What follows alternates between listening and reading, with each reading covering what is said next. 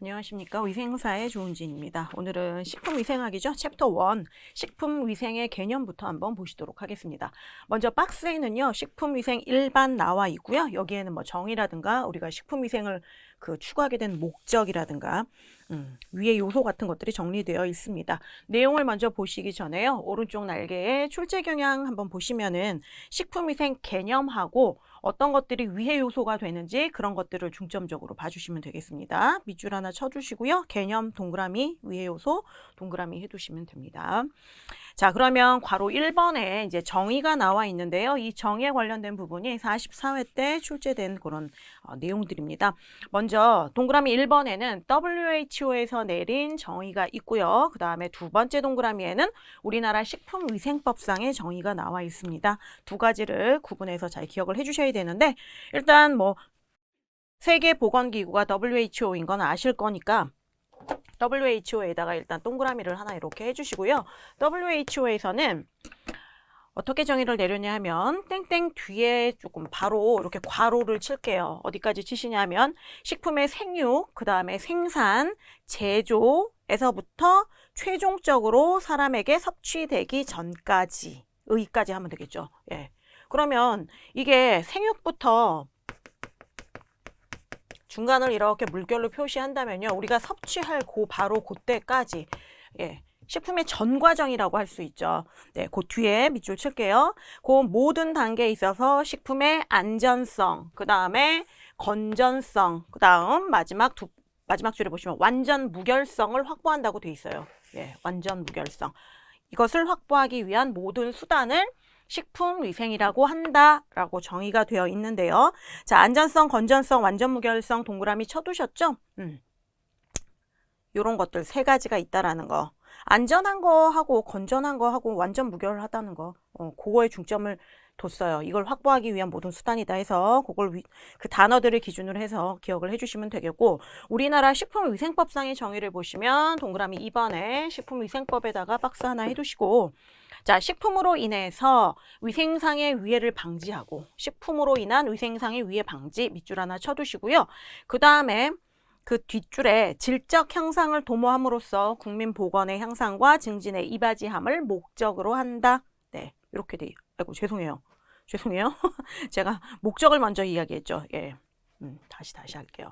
여기 박스 쳐 두신 거 보시면 되겠고, 그 파란 부분에 각각 동그라미를 쳐 두시면 돼요. 식품, 그 다음에 첨가물, 기구, 그 다음 용기, 포장 이렇게 5가지를 각각 동그라미를 쳐두시면 되고, 네, 정신이 좀 없었죠. 이 5가지를 이렇게 밑에다가 표시를 해주시면 돼요.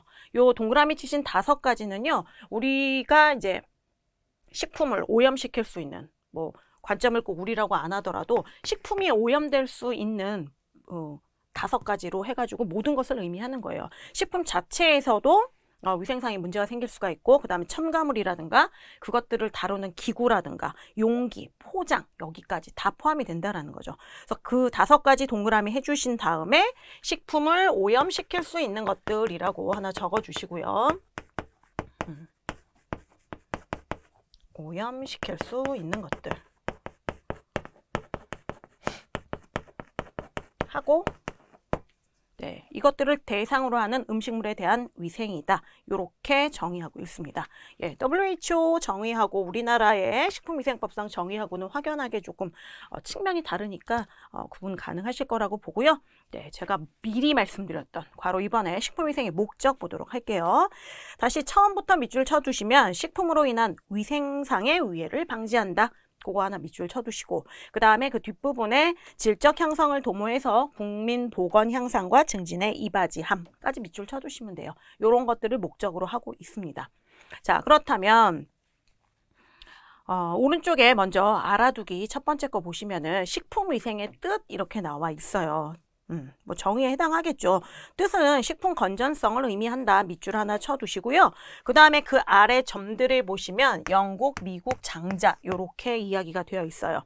영국에서는 식품 위생을 푸드 하이진 이렇게 그러니까 용어를 정의하고 용어를 이렇게 규정하고 있습니다. 네, 하이진 밑줄 하나 쳐놓으시면 되겠고 이거는 뭐 하이진 그러면 보건이라든가 위생이라든가 청결 그러한 의미를 담고 있고요.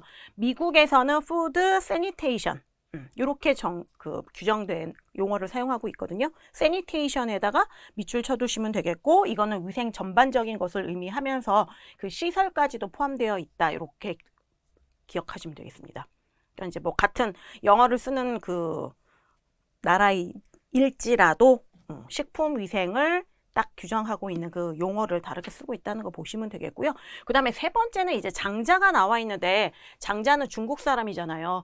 뭐 서양에서만 이런 식품 위생에 관련된 것들을 규정하고 지키려고 애쓴 게 아니라 이 장자가 있었을 때부터 위생에 대한 개념들을 이렇게 생각해내기 시작했습니다. 그래서 위생 동그라미 쳐주시면 되겠고 장자 때부터 위생이란 어떤 그런 말을 처음으로 사용했다 참고하시면 될 것 같고요.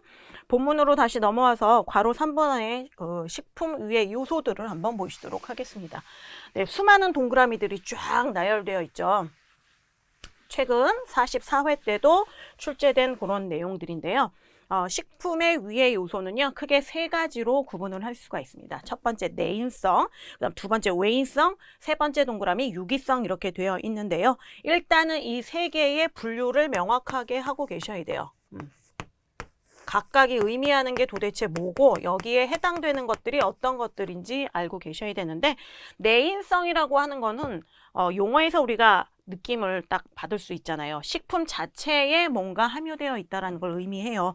자, 식품 자체 동그라미 해놓으시고 그 옆에 함유 밑줄. 식품의 그 원재료 본래 성분에 유해한, 뭐 유독한 그런 성분들이 있어서 발생하게 되는 거예요.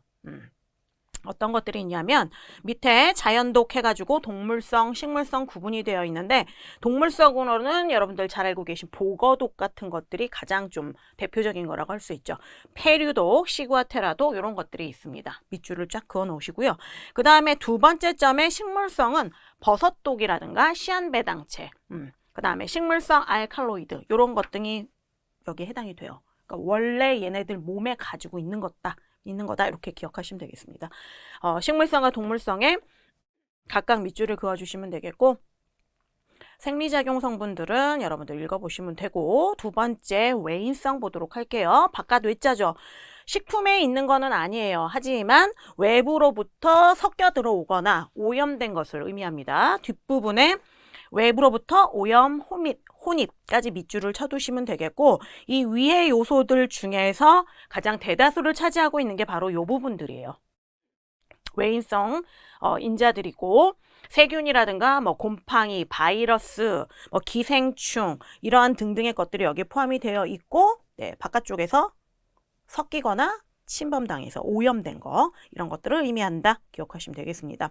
자, 외인성은요 또 그 아래 보시면은 생물학적인 요소하고 화학적인 요소로 나뉘어져 있는데 생물학적인 요소들은 제가 방금 말씀드렸던 그 살아있는 것들 있죠. 얘네들이 주로 차지하고 있어요. 식중독균, 뭐 경구 감염병균, 곰팡이독, 기생충 이러한 것들이 여기에 포함이 되고 화학적인 것들로는요.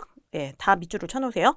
방사성 물질, 유해 첨가물, 잔류 농약, 그 다음에 포장재나 뭐 용기로부터 이렇게 용출되어 나오는 것들 이런 것 등이 여기에 포함이 되어 있습니다. 그 다음 마지막 세 번째의 유기성은요. 다른 표현으로는 유인성이라고도 해요. 그래서 뭐 다른 문제들도 풀어보시고 하실 때 유기성이라고 나온 건 하고 유인성이라고 이렇게 표현이 된다 하더라도 얘가 같은 걸 의미한다는 거 알고 계셔야 되고요. 땡땡 뒤에 밑줄 치겠습니다. 식품의 제조, 가공, 저장, 운반 등의 과정 중에 유해물질이 생성되거나 이제 얘들은 없었다가 만들어진 거예요. 또는 섭취를 한 후에 우리 몸 안에서 생성되는 그런 유해물질들이 유기성 혹은 유인성 유해물질이에요. 위의 요소예요. 생성까지 밑줄 쳐두시면 되겠고 괄호 안에 그 얘들이 나와 있죠. 아크릴아마이드, 벤조피렌, 뭐 나이트로사민, 지질 과산화물 이러한 얘들이 있으니까 밑줄을 쫙 그어주시고요. 뭐 일상생활에서 예를 하나 들어보자면은 여러분들이 고기 드실 때 고기가 탔을 때 거기에는 우리가 고기를 먹기 위해서 굽고 있었으니까 제조, 가공, 저장, 뭐 유통 그 과정에 해당되잖아요. 그 과정에서 뭐 물리적, 화학적, 생물학적인 어떤 요인들에 의해서 유독물질 생성해가지고 일으키는 병해가 대표적입니다. 그래서 고기 구울 때 조심하셔야 된다라는 거 대표적으로 예를 들을 수가 있고요. 유기성 그 위의 요소에 관련된 내용. 그래서 이렇게 구분하시고 각각의 예들 기억해 주시면 됩니다. 자, 다음 페이지로 넘어가면은 괄호 4번에 위생적인 식품 취급이 나와 있는데요. 자, 동그라미 1번에 일반적 사항은 여러분들이 집에서도 다 하고 계신 거예요. 뭐 중학교 때 가정가사, 기가라고 하죠. 요즘에는 기술과정 뭐 이런 때도 접해보시지 않았을까. 일반적인 겁니다. 말 그대로. 자, 기억에서는요. 내부는 청결하게 관리한다. 내부는 청결만 밑줄 칠게요. 그러니까 식품이 취급되는 모든 공간과 뭐 기구들 이런 것들은 전부 다 내부를 청결하게 해야 된다. 예. 그런 내용이고요. 그 다음에 니은에서는 보존 및 보관 기준에 적합하도록 해야 된다. 자, 보존 및 보관 기준에 적합 밑줄 해주시면 되겠고, 디귿, 리을, 미음, 비읍은 여러분들 읽어보시면 돼요. 지극히 일반적인 겁니다. 자, 시옷은 밑줄 치고 넘어갈게요. 식품 저장고에는 해충을 방지하고 동물 사육을 금지한다. 밑줄. 그 다음에 이응에서는 채소는 흐르는 물에 5회 이상 씻는다. 밑줄. 뭐 경우에 따라서는 3회 이상이라고도 나오는 게 있으니까요. 딱 숫자에 치중하시기보다는 3회 이상 가급적이면 더 많이 세척을 해주면 조금 더 위험 요소가 많이 없어지겠죠. 그래서 그렇게 기억하시면 되겠고요. 그 옆에 채소, 육류, 어류 순으로 세척합니다. 그 순서 밑줄 그어 놓으시고요. 그 다음 지읒에서는 밀봉한다. 식품 뭐 조리된 것도 마찬가지고 또 조금 남을 수도 있잖아요. 재료들이. 그런 것들은 다 밀봉해야 합니다. 밀봉한다 밑줄 해주시고요. 치읓에 유지식품 박스 안에 놓을게요. 유지식품은 햇빛 받으면 안 되죠. 변폐가 일어나니까 일광을 차단하고 저온으로 보존한다. 거기 보존까지 밑줄 그어주시면 돼요. 자, 그렇다면 왼쪽 날개에서 날개 알아두기에서 식품 보관 장소를 조금 구체적으로 보시도록 하겠습니다. 통조림은요, 설마 통조림을 냉장 보관하시거나 냉동실에 넣는 분은 안 계시죠? 얘는 다 탈기한 상태이기 때문에 살균하고 탈기한 상태이기 때문에 상온에서 보관하셔도 되고 유통기간이 상당히 길죠. 네. 그래서 상온에서 보관하시면 되겠고요. 간장이나 식초나 뭐 액젓과 같은 것들은 서늘한 곳에 보관하시면 돼요. 어머니들이 이런 것들, 양념류들 또 냉장고에 넣지 않으시죠. 자, 세 번째는 좀 밑줄 치겠습니다. 올리브유하고요. 들기름은 냉장실에 넣는 것이 좋아요. 산패가 빠르거든요. 이중결합수가 많기 때문에 그러니까 자, 냉장실 또는 직사광선이 닿지 않는 어둡고 서늘한 곳. 예, 거기다 쫙 밑줄을 쳐놓으시고 예, 냉장실에 보관한다. 그 다음은 마요네즈예요. 마요네즈는 계절에 따라서 조금 다른데요. 여름 동그라미에 넣으세요. 여름엔 기온이 높다 보니까 기름하고 이렇게 분리될 수가 있잖아요. 그래서 냉장실에서 보관을 하시고요. 그 외 다른 계절에는 그냥 상온에서 보관하셔도 됩니다. 여름 동그라미 해놓으시고 냉장 보관, 다른 계절, 그 다음에 상온 보관. 네, 밑줄 해두시면 되겠고 떡이나 빵이나 뭐 밥 같은 것들이 남으면요. 냉장실에 두시는 것보다는 냉동시키는 게 낫죠. 소분해서 냉동해 두시는 게 낫고 열대과일 이런 건 냉장고에 넣지 않습니다. 서늘한 곳에 보관하시면 되고요. 뿌리 채소들은 구멍 뚫린 망에 담아서 서늘한 곳에 보관한다. 네, 읽어보시면 되겠고 다시 본문으로 넘어와서 2번 동그라미에 개인위생으로 넘어갈게요. 자, 조리를 하시는 분들이거나 뭐 그렇지 않아도 개인위생에 철저하면 상당히 좋죠. 자, 근데 특히나 조리를 한다면 조리 전에 반드시 손 소독을 깨끗이 하셔야 됩니다. 그래야 이런 병균 같은 것들로부터 좀 안전할 수가 있는 거죠. 역성비누 손소독제로 좋고요. 역성비누 밑줄 하나 쳐두시고 손톱은 짧게 자릅니다. 길면 거기에 좀 이물질들이 들어갈 수 있잖아요. 손톱은 짧게. 그 다음 화농성 질환자 동그라미 해두시고요. 그 옆에 소화기계 감염병 환자 이러한 분들은 조리에서 제외되셔야 돼요. 잘못하면 감염이 일어날 수 있기 때문에 조리 행위 금지 밑줄 해두시고 위생복, 위생목, 마스크 등을 착용 밑줄. 그 다음 미음에서는요. 손에 액세서리를 착용하지 않습니다. 뭐 반지, 팔찌 이런 것들 다 제거하고 예, 빼내시고 조리하셔야 돼요. 밑줄 해두시면 되겠고요. 그 아래 박스 2번 식품의 보관 방법 및 감별 방법을 한번 보도록 할게요. 자, 먼저 왼쪽 날개의 출제 경향을 보시면 식품을 위생적으로 처리하는 방법들에 대해서 주로 묻고 있습니다. 밑줄 쫙 쳐놓으시고 방법 하나 동그라미 해두시면 되고요. 괄호 1번 보시면은 물리적 처리법이 나와 있고요. 오른쪽 페이지 중간쯤 보시면 화학적 처리법, 그 다음에 3번 괄호에는요 생물학적 처리법이 나와 있어요. 이렇게 물리학적, 화학적, 생물학적 세 종류로 나뉜다라는 거 기억하시면 되겠고, 각각의 방법이 어디에 포함되는지까지 기억하셔야 되죠. 그리고 그 특징들 알고 계시면 돼요. 1번 동그라미에 냉동과 냉장법이 나와 있는데요. 냉동은 온도 범위가 훨씬 더 낮죠. 자, 냉동은 얼리는 방법인데요. 우리가 그 식품을 얼려서 보관한다라고 해서 균이 살균된다라는 의미는 아닙니다. 그쵸? 그래서 냉장 보관에 비해서 냉동 보관이 조금 더 긴 기간 보관을 할 수 있긴 하지만 나중에 아주 오래된 것들 발견을 하시면 이렇게 곰팡이 피거나 하는 것들 보실 수 있거든요. 그래서 냉동에 의해서 살균되는 것은 아니라는 거 아셔야 되고, 수분이 얼죠. 냉동시키면. 그래서 미생물이 이용할 수 있는 수분이 없어지는 거예요. 미생물도 생물이기 때문에 생육되는데, 살아나가는데 물이 반드시 필요한데 그 사용할 수 있는 물을 얼려버리는 거죠. 그래서 생육이 억제되는 효과를 얻게 되는 거고요.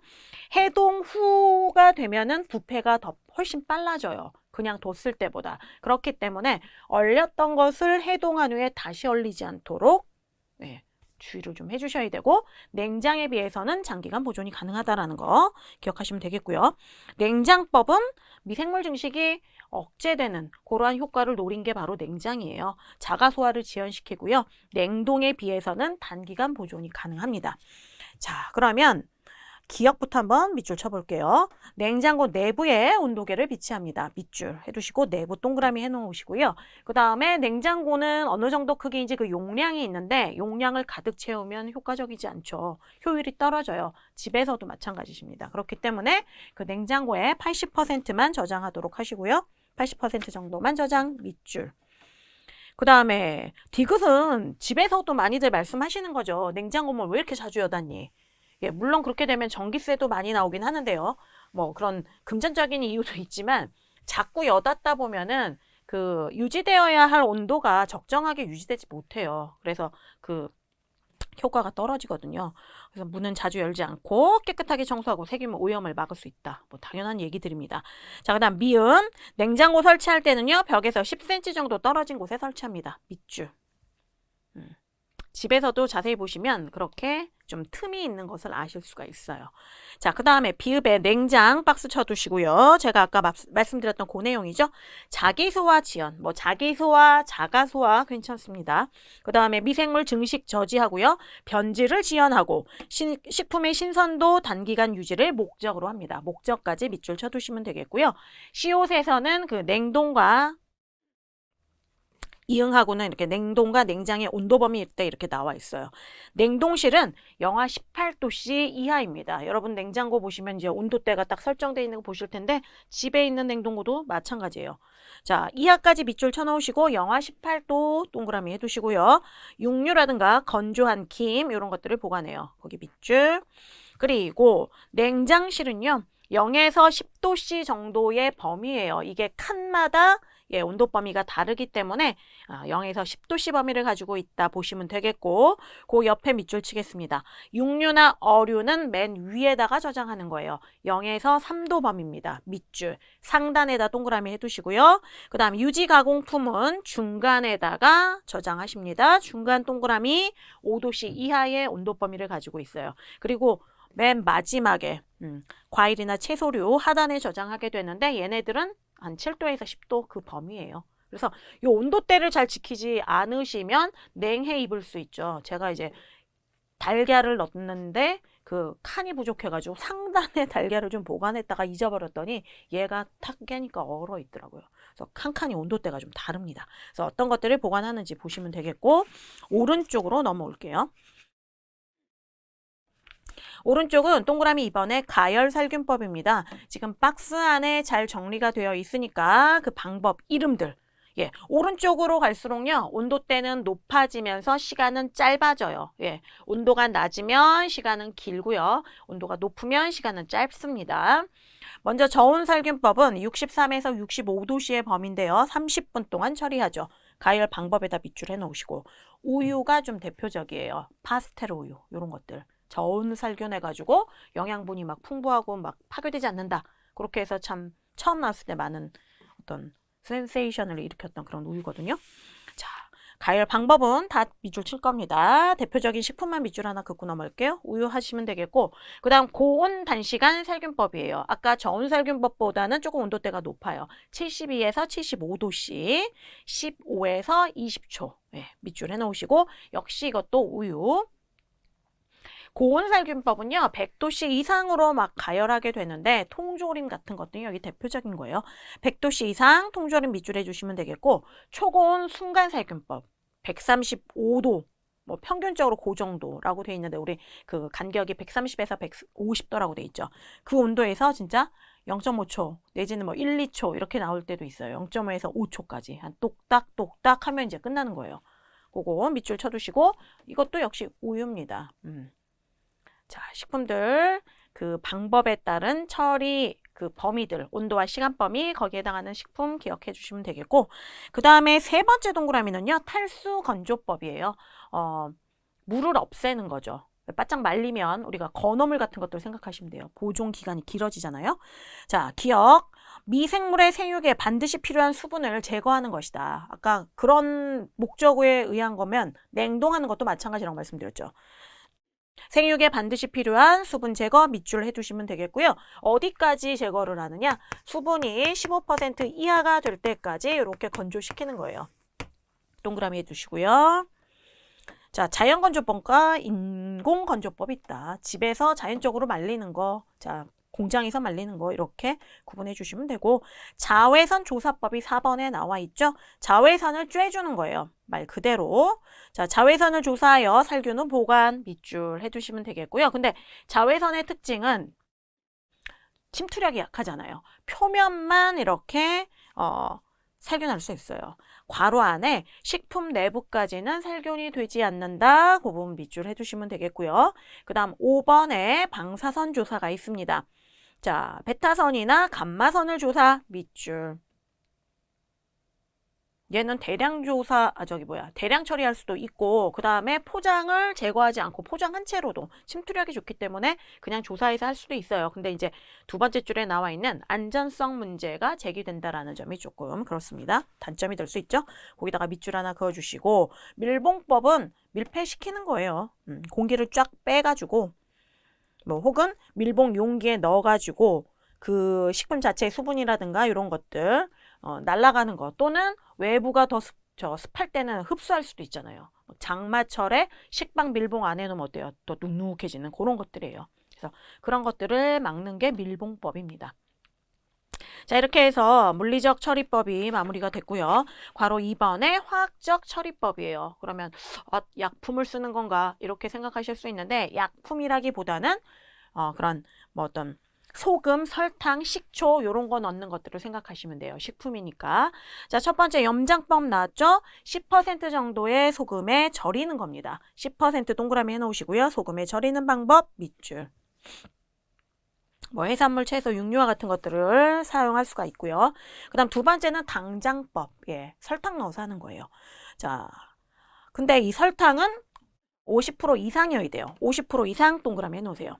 그래야 방부가 돼요. 여러분들 가정에서는 그런 거, 뭐 매실청이라든가 모과청 이런 거 담그시는지 모르겠는데, 그거 담글 때 어떻게 하느냐? 그러면은 그 과일 부분들하고 설탕하고 1대1, 즉 50%로 덮어가지고 하시거든요. 물기를 잘 말린 다음에 그 내용이에요. 젤리나 잼과 같은 것들이 여기 또 포함이 되고요.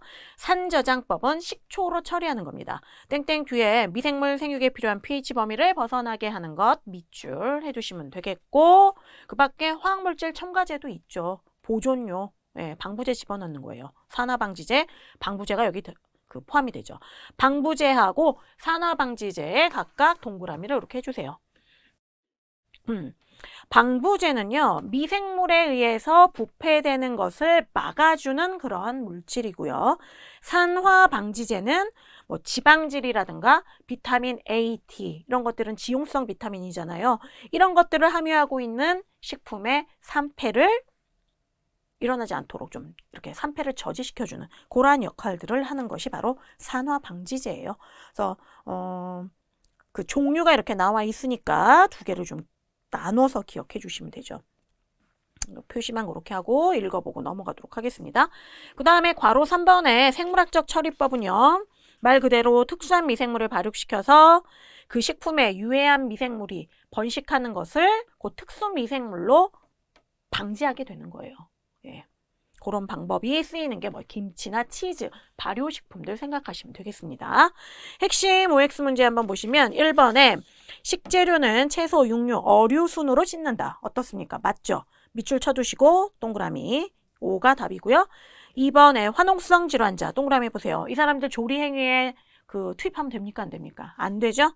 예, 금지해야 된다. 5 맞고요. 그 다음에 육류와 어류 밑줄 쳐놓으시고 냉장실, 상단 0에서 3도 범위에서 보관한다. 어때요? 맞죠? 상단 밑줄에 두시고 역시 답은 5였습니다. 자, 그 다음에 다음 페이지에 괄호 4번에 보시면요. 감별 방법이 나와 있는데요. 우유 같은 것들, 뭐 어류 이렇게 대표적으로 두 가지가 나와 있는데 우유는요. 이 감별 방법이란 게 신선한지 아닌지 이런 것들 보는 거잖아요. 기억에 침전물이 생기지 않는 것이 신선한 우유다. 이렇게 뭐 투명한 유리잔이나 이런 데 따라봤을 때 침전물이 있으면 안 되죠. 당연한 얘기입니다. 밑줄 하고 니은과 디귿은요. 여러분들이 참고 삼아 읽어보시면 되겠고요. 동그라미 2번에 어류로 넘어갈게요. 어류는 여러분들 장 보실 때 어류 어떻게 하면 신선한 것을 고를 수 있을까? 네, 기본적인 내용들입니다. 어류 몸통 자체에 광택이 나고요. 눈이 좀 돌출되어 있어야 되고 이렇게 푹 들어가면서 흐물흐물하면 안 되죠. 그러니까 막 조는 학생들 보면 썩은 동태눈 같다고 막 그러잖아요. 자, 투명한 눈의 빛깔과 돌출된 안구, 광택이 나고 탄력이 있어야 돼요. 기억 밑줄 쫙 쳐놓으시고 아가미 열어보면 싫어하십니다. 근데 이론상으로는 딱 아가미를 들춰봤을 때 선홍색이어야지 잡힌 지 얼마 안 되네요. 선홍색 아가미 밑줄 쳐두시고요. 나머지 거 읽어보시면 되고요. 저는 이응 표시할게요. 중성이었던 pH가요. 얘네들이 딱 죽게 되면은 사후 강직이 되게 빨라요. 예, 얘네들은 요 과정이 뭐 조류라든가 수저 육류들에 비해서 상당히 빠르다라는 거 하나 기억하시면 되겠고 그 변질 과정 자체는 그냥 육류하고 똑같습니다.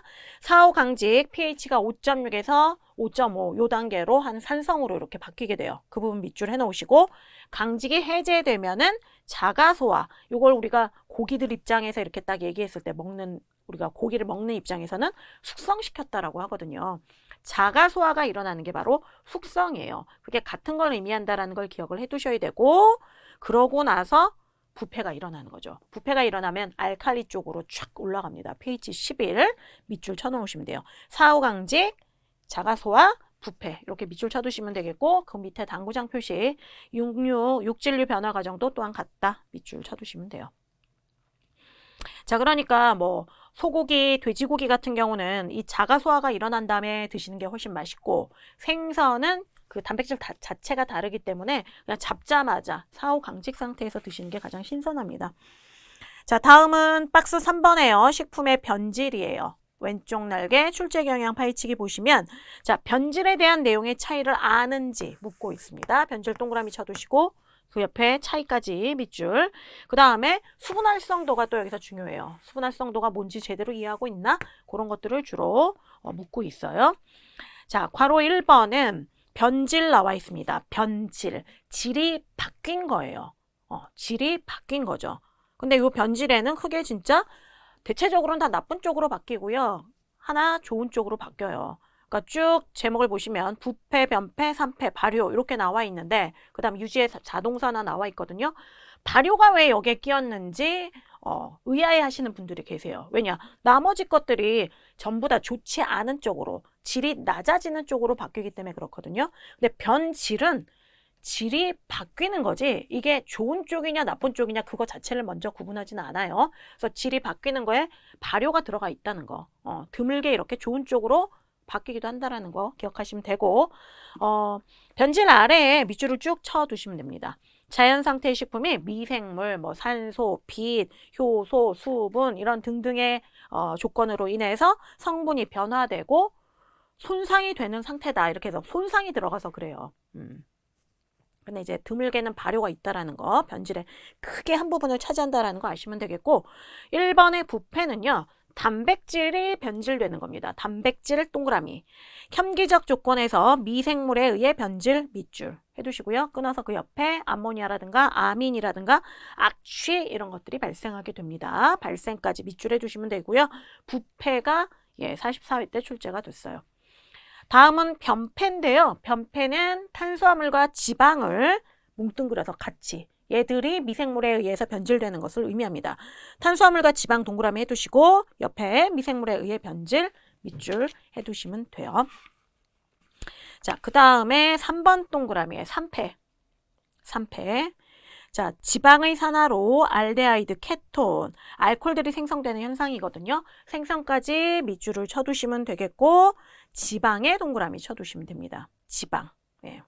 그러니까 뭔지 아시겠죠? 부패는 단백질이 대상이 되는 거고요. 그 다음에 변폐는 탄수화물이나 지방을 의미하는 거고 3패는 지방을 얘기하는 거예요. 자, 드디어 이제 4번 발효 나왔습니다. 발효는 탄수화물 동그라미 해놓으시고요. 이것이 산소가 없는 현기성 조건에서 분해될 때 일어나는 변질을 의미하는데요. 뭐 유기산이라든가 알코올 이런 것들을 생성해요. 근데 요 유기산이나 알코올이 우리에게 바람직한 어떤 물건이라고 하면 안 되죠. 바람직한 것들이죠. 그래서 그런 바람직한 생산물을 만드는 걸 발효라고 한다. 그 질이 바뀌는 것 때문에 변질에 들어간다라는 거. 대체적으로는 그 질이 바뀌는 게 우리한테 나쁜 쪽으로 변합니다. 그래서 발효 의아하게 생각하지 마시고 그 다음에 5번 동그라미는 유지의 자동산화예요. 자동으로 일어나는 거예요.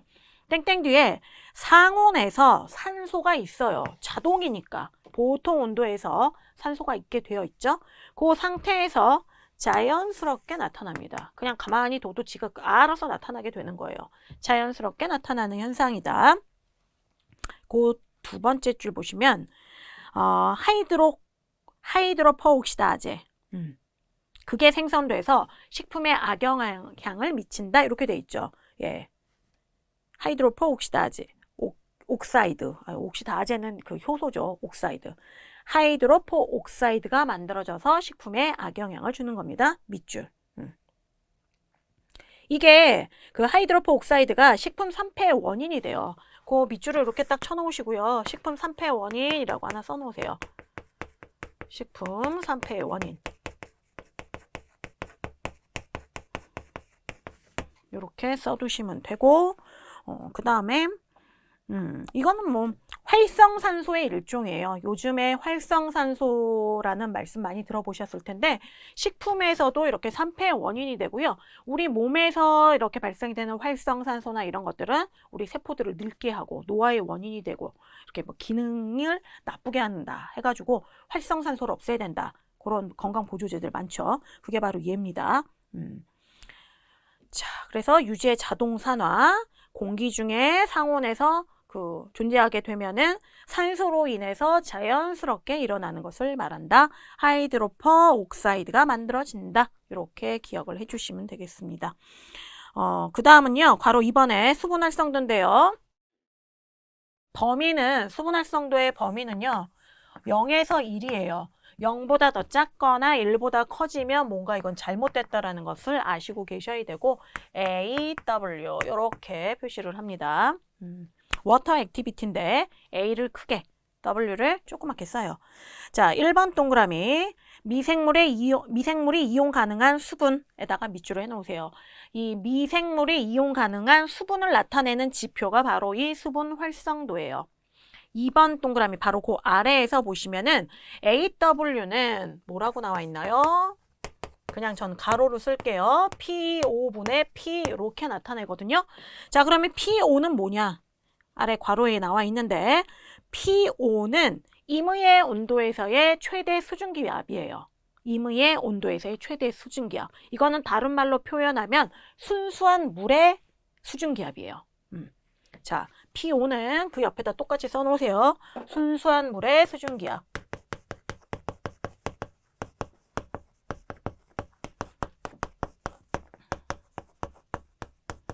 요렇게 되고요. 그럼 P는 뭐냐? 먼저 앞에 나와 있죠. 식품을 넣는 밀폐 용기 내의 수증기압인데요. 요것도 다른 걸로 표현을 하자면 그 식품 자체의 수증기압이에요. 식품의 수증기압이에요. 찍찍거리죠. 네. 그래서 요렇게도 표현이 된다라는 거. 그래서 순수한 물의 수증기압분의 그 식품의 수증기압으로 그 수분활성도를 구한다. 범위는 0에서 1에 이렇게 범위를 갖는다라고 기억하시면 돼요. 그래서 계산된 수분활성도가 크다면 그 크면 클수록 미생물이 서식하기가 쉬운 거죠. 그렇기 때문에 건조한다던가 앞에서 저희가 배우신 뭐 냉동하거나 소금이나 설탕 집어넣는 염장, 당장 이런 것들을 해가지고 그 수분활성도를 낮춰야지 그 식품이 오래 보관될 수 있는 거죠. 자, 그 다음에 3번 동그라미에 미생물 생육에 필요한 최저 수분 활성도를 보시도록 하겠습니다. 요게 44회 때 이제 출제가 됐는데요.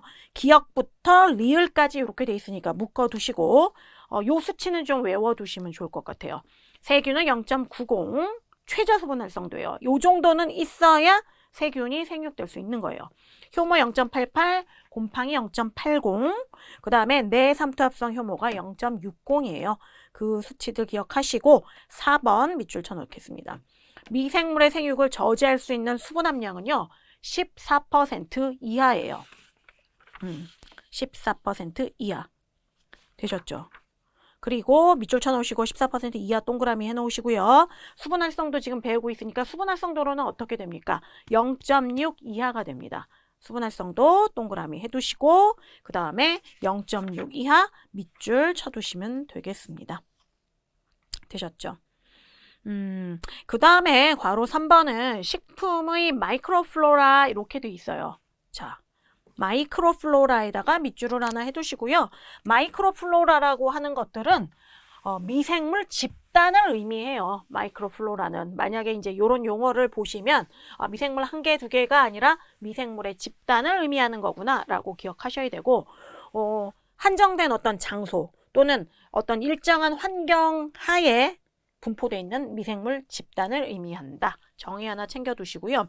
자, 1번 유산균이 많은 당류 함유 산성식품. 예, 당류를 함유한 산성식품엔 유산균이 많다 요겁니다. 밑줄 쫙 해두시고요. 자, 산성식품 박스 당류 동그라미 해놓을게요.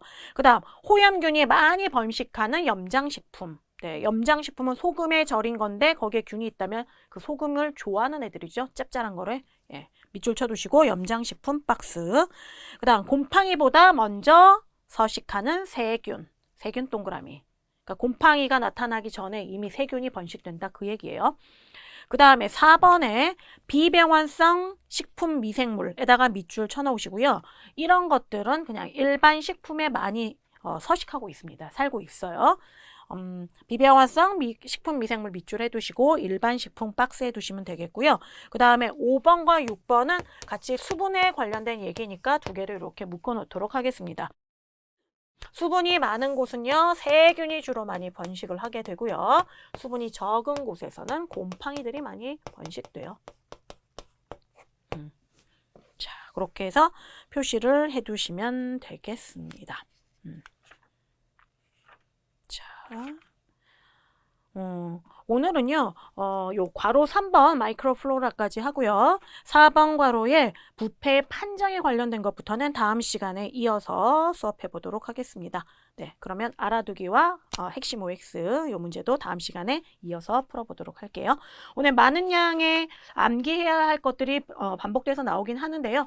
다른 과목하고 또 이렇게 유사하게 겹치는 부분들이 많이 있으니까 너무 부담스러워하지 마시고 천천히 예습 복습 해주시기 바랍니다. 오늘도 고생 많으셨고요. 다음 시간에 뵙겠습니다. 고맙습니다.